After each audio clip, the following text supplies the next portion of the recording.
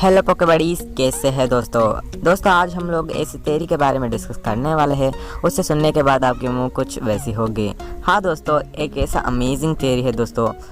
अगर आप चैनल पे न्यू हो तो चैनल को सब्सक्राइब कर देना और घंटे वाले सिंबल को बजा के ऑल नोटिफिकेशन को एक्टिव कर देना, क्योंकि मैं जब भी नया वीडियो बनाऊँ जल्दी देखने के लिए। दोस्तों चलो एंट्रो लगाते हैं। मैं हूँ सिकंदर, यूं ही कटते लंबे रास्ते, सभी साझा मेरे दोस्त हैं, नहीं थके रुके ना कभी। एडवांस बैटल है चुनौती कड़ी, जमीन आसमां और सागर से हार जाएंगे वो कोशिश करके।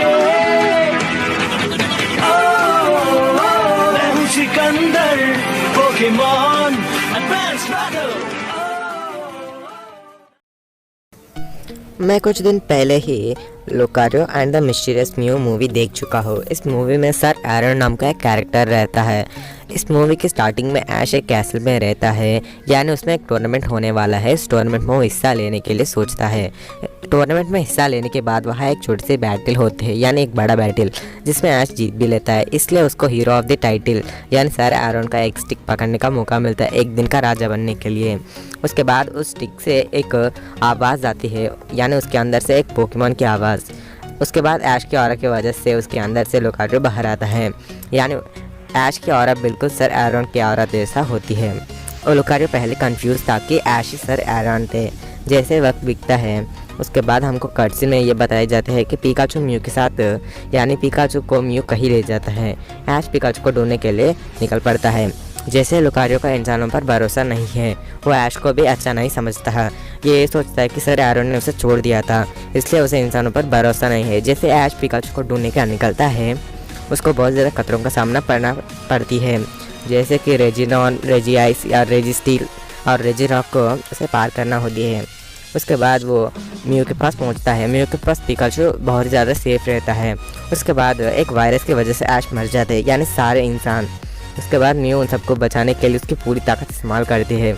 उसकी वजह से वह एक बड़ा सा पेड़ नष्ट हो जाती है और ऐश और लुकारियो की ऑरा की वजह से म्यू फिर से उस पेड़ को जिंदा करती है। जैसे मूवी के एंडिंग में ऐश को धक्का मारते, क्योंकि ऐश मरना वो नहीं चाहता। जिससे लुकारियो मरने से पहले वहाँ एक पेड़ होती है, एक फूल, उसे टच करने की वजह से सर एरन कुछ कहता है, वो सुनता है। सर एरन ये बोलता है कि लुकारियो, तुम मरना मुझे पसंद नहीं है, इसलिए मुझे वहाँ तुम्हें छोड़नी पड़ती। यानी सर एरन उसकी लाइफ सेटिस्फैक्स करता है लुकारियो के लिए। उसके बाद लुकारियो सुनकर रोने लगता है। उसके बाद सर एरन ये कहता है कि हम दोनों फिर से जन्म लेंगे, यानी एक जैसे रूप में। अब जैसे है ना, फिर से वही तरह के वो जन्म लेने वाली है। यही बोलकर वो दोनों चले जाते हैं। उसके बाद सर एरन हमें मूवी के एंडिंग में थोड़ी बहुत दिखाई देती है, यानी चॉकलेट खाते हुए। इस मूवी की एंडिंग यानी इंडिया में नहीं हुई थी। आप अगर डाउनलोड करके देखें तो आपको पता चलता। दोस्तों, आप सर एरन के बारे में तो जान चुके हैं, आप रेली के बारे में जानते हैं। अगर आपने पोकेमॉन की गेम्स खेली तो आपको रेली पता होगा।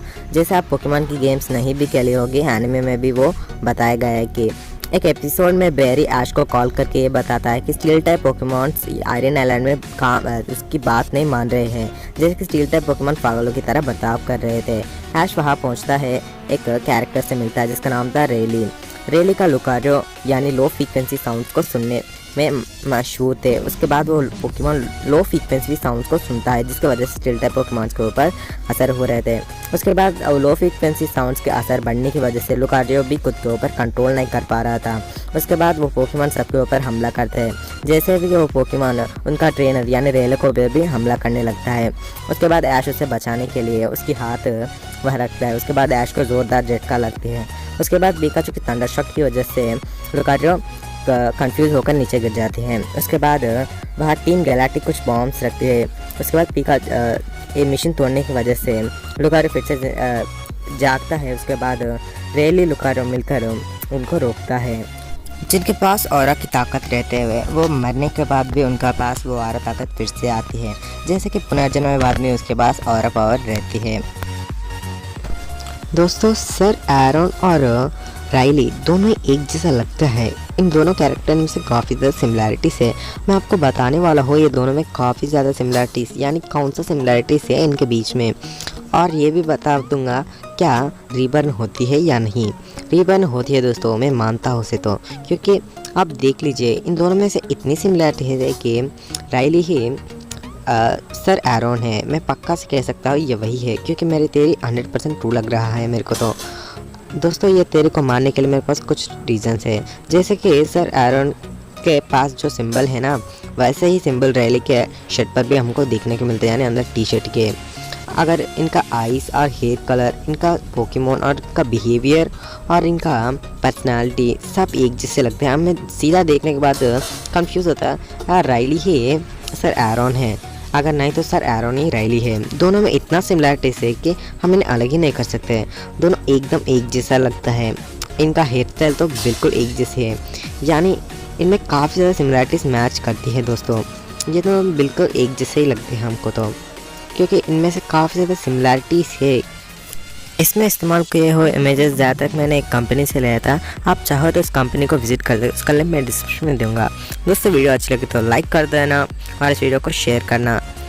थैंक्स दोस्तों, ऐसे ही सपोर्ट करते रहना मेरे वीडियोस के ऊपर। मिलते हैं अगली वीडियो में। Good bye.